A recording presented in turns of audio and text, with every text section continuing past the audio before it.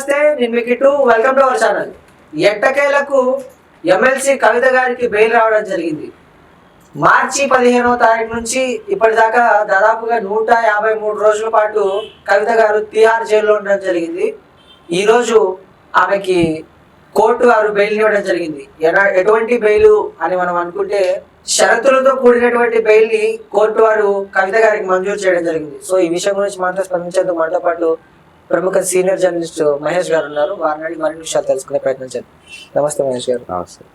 So overall గా కవిత గారు పూర్తిగా ఈ కేసు నుంచి బయటపడినట్టేనా, లేకపోతే మళ్ళీ ఈ కేసులు రీఓపెన్, మళ్ళీ బెయిల్ తర్వాత ఏమైనా మళ్ళీ ఆమె జైలుకి వెళ్ళే సందర్భాలు ఏమైనా ఉంటాయి?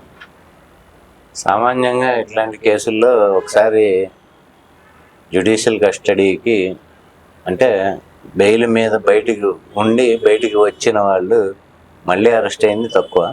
కేసు నిరూపించబడి శిక్ష పడినప్పుడు మళ్ళీ వెళ్తారు. అది ఆ శిక్ష ఎంత పడుతుందో ఇప్పుడు ఈ రిమాండ్లో ఉన్నట్టు వీళ్ళు ఈ రిమాండ్లో ఎన్ని రోజులు ఉన్నారు, ఫైనల్గా కనుక ఒక 2 years శిక్ష పడితే సపోజ్ ఇప్పుడున్న 5 ఏళ్ళు అందులో నుంచి మినహాయించి మిగిలిన రోజులు జైలు అనుభవించాల్సి వస్తుంది.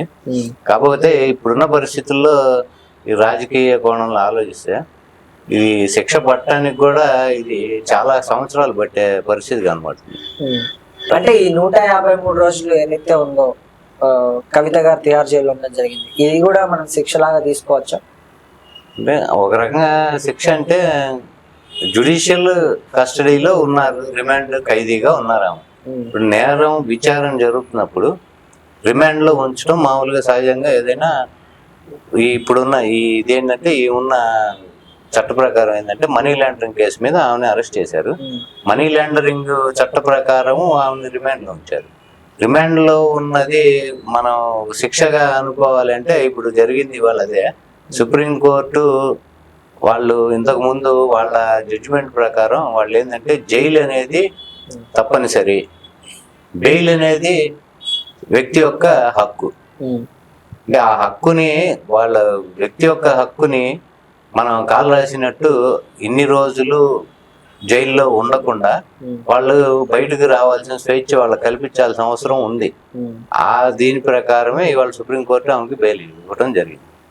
సో ఈ కవిత గారికి ఏదైతే బెయిల్ రావడం ఉందో దీని వెనకాల కాంగ్రెస్ నాయకులు బీజేపీ వాళ్ళు ఉన్నారని, బీజేపీ నాయకులు కాంగ్రెస్ వాళ్ళు ఉన్నారని అనేక ఆరోపణలు, వాగ్వాదాలకి తోడ్పడుతున్నాడు. అంటే దీని వెనకాల బీజేపీ నాయకులు నడిపించి ఈమెకు బెయిల్ తీసుకురావడం అనేది ఎంతవరకు వాస్తవం అయి ఉంటది, లేకపోతే అవాస్తవాలు ప్రచురిస్తున్నారా అని అయితే అట్లా అనుకోవట్లేదండి. బీజేపీ ఎంతవరకు వీళ్ళంటే ఇప్పుడు ఈడీ వాళ్ళ మీరు గమనిస్తే సుప్రీంకోర్టు బలంగా ఈడీ వాదనలు వినిపించింది, బెయిల్ ఇవ్వడానికి వీల్లేదని, బెయిల్ ఇవ్వకూడదని బలంగా వాళ్ళు వాదనలు వినిపించినా సరే సుప్రీంకోర్టు అది సంతృప్తి చెందలేదు. వాళ్ళ వాదన చెందకుండా ఇన్ని రోజులు ఇప్పుడు విచారణ పూర్తయిపోయింది, ఛార్జ్ షీట్ దాఖలు చేయడం జరిగిపోయింది కోర్టులో. ఇంకా సాక్ష్యాలు తారుమారు చేసే అవకాశం అనేది లేదు, ఎందుకంటే విచారణ కంప్లీట్ అయిపోయింది. ప్లస్ మీకు ఛార్జ్ షీట్ ఆల్రెడీ సబ్మిట్ చేశారు కోర్టులో. ఇప్పుడున్న పరిస్థితుల్లో బయటకు వచ్చిన బెయిల్ ఇచ్చిన ఆమెకి ఈ సాక్ష్యాలు తారుమారు చేసే అవకాశం లేదు. ఎందుకంటే సొసైటీలో ప్రముఖంగా ఉంటున్న వ్యక్తి కాబట్టి విదేశాలకు పారిపోతున్నానో ఇంకోటో అటువంటివి కూడా అవేమి వాళ్ళు కన్సిడరేషన్లోకి తీసుకోలేదు. అందుకని ఈ బేస్ మీద ఈ గ్రౌండ్ మీద ఆమెకు బెయిల్ మంజూరు చేయడం జరిగింది. ఇంతకుముందు ఇప్పుడు రీసెంట్ గా మన మనీష్ సిసోడియాకి బెయిల్ వచ్చింది. ఇప్పుడు సరే ఇప్పుడు బీఆర్ఎస్ బీజేపీ కొల్యూడ్ అయ్యారు, అందుకని బీజేపీ వల్లే బెయిల్ వచ్చింది అనుకోవడానికి మన మనీష్ సిసోడియాకి బెయిల్ వచ్చింది. ఆయన ఆమ్ ఆద్మీ పార్టీ ఆయన. మనీష్ సిసోడియా డిప్యూటీ సీఎం ఢిల్లీ ఉన్నారు, ఆయన అప్పుడు అరెస్ట్ చేశారు, 17 నెలలకు జైల్లో ఉన్నారు. ఇప్పుడు మొన్న ఆయనకి బెయిల్ వచ్చింది, ఇదే సుప్రీంకోర్టు బెయిల్ ఇచ్చింది ఆయన. అప్పుడు అంటే ఆపు పార్టీతో కూడా బీజేపీ కొల్యూడ్ అయిందని అనుకోవాలి. అప్పుడు మరి మనీష్ సిసోడియాకి కూడా బెయిల్ వచ్చింది కదా. అదే గ్రౌండ్స్ మీద ఈమెకి బెయిల్ ఈరోజు ఇచ్చారు. కానీ ఇప్పుడు వాళ్ళకి వీళ్ళు కొల్యూడ్ అయ్యారు అని అంటే అప్పుడు బీజేపీ ఆపుతో కూడా కొల్యూడ్ అయిందని అనాలి. ఎందుకంటే మన స్టేట్ లో దాని గురించి మాట్లాడుకోం కాబట్టి ఇది మాట్లాడుకుంటాం కొల్యూడ్ అయిందా ఏంటి అని. కానీ మీకు అక్కడ ఆపుకి సంబంధించిన డిప్యూటీ సీఎం ఆయనకు కూడా బెయిల్ వచ్చింది మొన్న. ఆ గ్రౌండ్స్ మీద ఇప్పుడు కవిత గారికి బెయిల్ వచ్చింది. కానీ ఈ పార్టీలకిను వాళ్ళకి ఇంటర్ఫీరెన్స్ ఉంటుంది, వాళ్ళు ఏదో ప్రభావితం చేశారు అనుకోవడానికి అవకాశం లేదు. సహజం కాంగ్రెస్ వాళ్ళు ఏంటంటే అంటారు.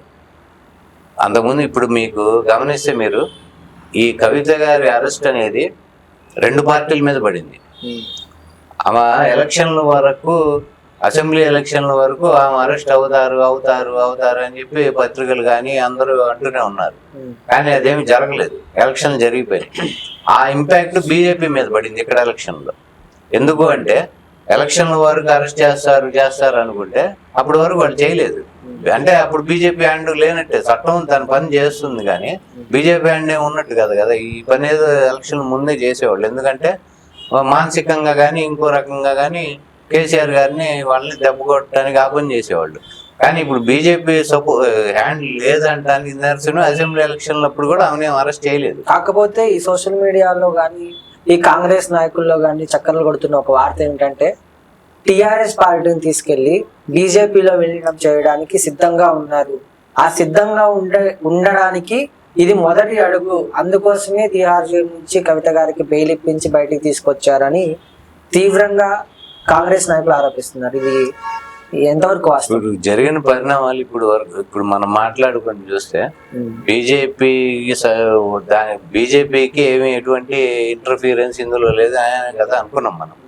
ఈ పరిస్థితుల్లో బీఆర్ఎస్కి ఏం అవసరం? బీజేపీలో పార్టీని తీసుకెళ్లి కలపడానికి అవసరం అయితే ఏం లేదు. వేళ కలిపితే అది ఆత్మహత్య చేసుకున్నంత పని అది. కారణం ఏంటంటే బీఆర్ఎస్కి ఇక్కడ ఒక క్యాడర్ ఉంది, బీజేపీ కన్నా స్ట్రాంగ్ క్యాడర్ ఉంది. మీకు విలేజెస్ లో కానీ ఎక్కడైనా స్ట్రాంగ్ రూట్ లెవెల్లో ఒక మంచి స్ట్రాంగ్ ఇది ఉంది, కార్యకర్తలు ఉన్నారు, లీడర్లు ఉన్నారు. ఇంత నెట్వర్క్ పెట్టుకొని ఇంత కార్యకర్తలను పవర్ కానీ అది ఉంచుకొని 10 సంవత్సరాలు ఇక్కడ పాలించి బీజేపీకి సరెండర్ అయ్యి వాళ్ళతో కొల్యూడ్ అయ్యి అది పార్టీని విలీనం చేస్తారనేది వినడానికి కూడా అది అంత కరెక్ట్గా అనిపించట్లేదు. సరే అనేవాళ్ళు అంటారు, ఎందుకంటే కవిత గారు లోపల ఉన్నారు కాబట్టి బయటికి తేవడానికి కండిషన్ పెట్టారు, వీళ్ళు ఒప్పుకున్నారు అంటారు. కానీ అటువంటిది అయితే ఏమీ కనబట్టలేదు. అంటే ఈ గత 153 రోజులుగా ఏదైతే సాగుతుందో ఒక నెలకు కానీ 2 months-కో 3 months-కో ఇలా బెయిల్ ఇవ్వకుండా 153 రోజుల దాకా ఆమె తీసుకొచ్చి ఇప్పుడు బెయిల్ ఎందుకు మంజూరు చేయడం జరిగిందంటారు? అంటే ఇప్పుడు దీనిలో ముద్దాయిలు చాలా మంది ఉన్నారండి. వాళ్ళందరి మీద ఎంక్వైరీ జరగాలి. ఎవరెవరి పాత్ర ఎంతవరకు ఉంది అనేది మొత్తం వాళ్ళు ఎంక్వైరీ చేయాలి. ఎంక్వైరీకి తగిన సమయం పడుతుంది. ప్లస్ ఇవన్నీ అయిన తర్వాత కంక్లూడ్ అయిన తర్వాత ఛార్జ్ షీట్ వేయడం జరగాలి. ఇవన్నీ అవ్వడానికి టైం పట్టింది. ఈలోపు ఛార్జ్ షీట్ వేసే లోపు కానీ ఇంకో ఈ విచారణ జరిగే టైంలో వీళ్ళు బయట ఉండకూడదు అనే ఉద్దేశంతో ఇన్ని రోజులు అది జైల్లో, మా తిహార్ జైల్లో ఉండటం జరిగింది. కానీ మొన్న మనీష్ సిసోడియాకి ఏ గ్రౌండ్స్ మీద సుప్రీంకోర్టు బెయిల్ ఇచ్చి ఆయనకి ఇప్పుడు మన కేజ్రీవాల్ గారు ఇదే కేసులో ఇప్పటికీ లోపల ఉన్నారు, ఆయన రిమాండ్ ఖైదీగా ఆయన ఉన్నారు. కానీ ఆయనకి సిబిఐ కోర్టు బెయిల్ రాలేదు. ఈడీ కోర్టు బెయిల్ ఇచ్చింది, సిబిఐ కోర్టు బెయిల్ ఇవ్వలేదు. అందుకని ఆయన ఇంకా లోపలే ఉన్నారు. కాకపోతే అత్యున్నత న్యాయస్థానం సుప్రీంకోర్టు ఈ వీళ్ళ విషయంలో మనీష్ సిసోడియాకి కానీ ఈ రోజు కవిత గారికి కానీ బెయిల్ ఇచ్చింది. ఏ గ్రౌండ్స్ మీద ఇచ్చింది అంటే ఛార్జ్ షీట్ దాఖలు చేయడం అయింది, విచారణ కూడా పూర్తి అయిపోయింది. అట్లానే money laundering case act 45 act చట్టం ప్రకారం మీకు బెయిల్ ఎప్పుడు అర్హత ఉంటుంది అంటే విచారణ అయిపోయి ఛార్జ్ షీట్ దాఖలైన తర్వాత ఇక ఖైదీగా లోపల ఉండాల్సిన అవసరం ఏమీ లేదు. అది వ్యక్తి స్వేచ్ఛని హరించినట్టు వాళ్ళ దృష్టిలో అది భావిస్తారు. అందుకని సుప్రీంకోర్టు గతంలో కూడా చెప్పింది, బెయిల్ పొందటం వ్యక్తి యొక్క హక్కు. దీన్ని బేస్ చేసుకొని ఇవాళ ఈమెకి బెయిల్ ఇవ్వడం జరిగింది. అట్లానే ఇందాక మన ఈరోజు వాదనలో 45 అండ్ సెక్షన్ 1లో మీకు మహిళలకి అంటే హై క్లాస్ లేడీస్ కానీ లేకపోతే లేడీస్లో ఏమైనా మానసిక స్థితి బాగోకపోయినా శారీరకంగా ఏదైనా ఇబ్బందులు ఉన్నా వాళ్ళకి కానీ 16 సంవత్సరాల లోపు పిల్లలకు కానీ మినహాయింపు ఉంటుంది బెయిల్ ఇవ్వడానికి. హై లెవెల్ లేడీస్ కేటగిరీలో ఏమైనా చూడటానికి వీల్లేదు. ఎందుకంటే చట్ట ప్రకారం హై క్లాస్ లేడీ అయినా ఏ లేడీ అయినా అందరూ ఒకటే అని స్పష్టంగా సుప్రీంకోర్టు చెప్పింది. కానీ ఈ బేసిస్ మీద ఇవాళ బెయిల్ ఇవ్వడం జరిగింది. ఓకే మహేష్ గారు, థ్యాంక్ యూ.